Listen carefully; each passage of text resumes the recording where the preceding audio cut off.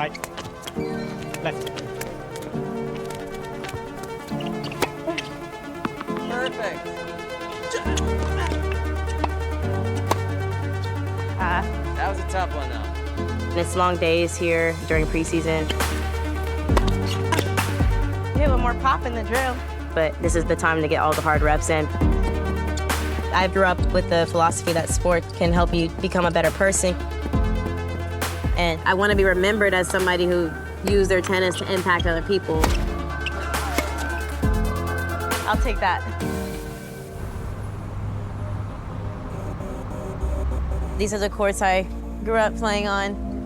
When I was a kid, my dad and I, we were looking for us or whatever, you knew we'd probably be out here on this first court. I remember she's about 5 or 6 years old, and we were watching Australian Open. Serena wins. I remember saying, man, she's gonna be the GOAT. And she said, what is the GOAT? I said, that's the greatest of all time. She's like, I want to be a GOAT. So I ran out and bought a racket. That's kind of how it all started. I think I just enjoyed the fact that, you know, everything is on your racket, your terms. My first tournament that I won, I was 8. It was Little Mo in New York City. It was the first time that I felt like I could do something far in this sport. I was 10 in this picture. It was a big deal because to tell somebody you're a national champion, they think you're legit. When I kind of made my name in the sport at Wimbledon 2019, this is one of the dresses that I wore throughout. It's remarkable. She's the youngest qualifier in history, and now she's about to compete against her idol, Venus Williams. It felt like a storybook. Her game is so calm and so focused. I just remember not looking at the scoreboard the entire match because I didn't want to see her name. The hardest points of the match were the match points. It felt like I was holding my breath. I don't want to be known as the girl who got close.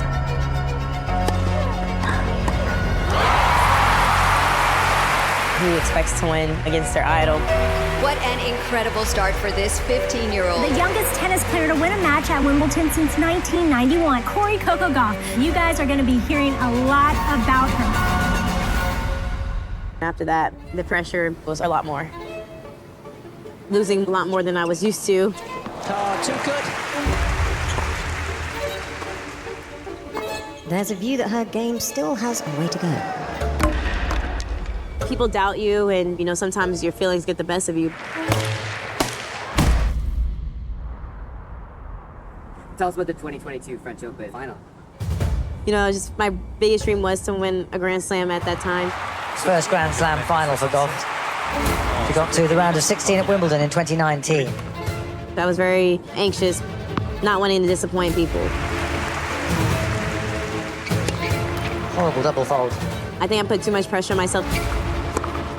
Not really swinging through on any of those shots. It was a heartbreaking match. It felt like seeing your dreams kind of snatched away.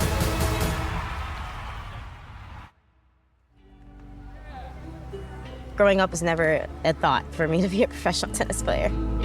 Especially in the Black community, like even now, tennis is still so uncommon. This is Atlantic High School. My grandmother, she was the first Black person to attend this school. She's kind of a local legend. To make big things happen, I think it takes people to change. My grandfather, he's a baseball coach. He helps run Delray Beach Little League, one of the first African-American leagues in the state of Florida. Nice to see you. Hello. Welcome back to Pompey Park. Thank you. How are you? We just started preseason, so that was today. If you can play and you're in good shape, you always got a chance. Yeah. You never like to lose, then your little brothers treat them so bad. I just don't let them win. She had that determination. And I saw something in you very early, but I could never imagine my granddaughter doing what she did, coming from how it was segregated. We moved in 1959, and then my first year I was the only Black student in the whole school. I didn't think a big deal about it. I was just a kid going to school. But they didn't want me to ride the school bus. They didn't want me to use the restroom. But I told them, no, I'm going to use the same room with the other kids. You said that? Yes, I told them that. But my attitude was that if I'm going to integrate, I'm going to integrate. Resilience, it's a life lesson. And I've noticed you're doing so much better with that. And I go back to what her daddy told her about your racket could change the world. Yeah. Let's try one more time. The players for the Women's Singles Championship. Some people said I would never win a Grand Slam.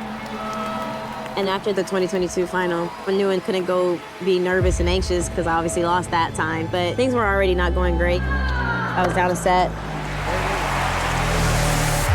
But Granddad always says, you know, person who's supposed to win is the person who works the hardest. I think it was just one of those things, you know, that like the story is already written.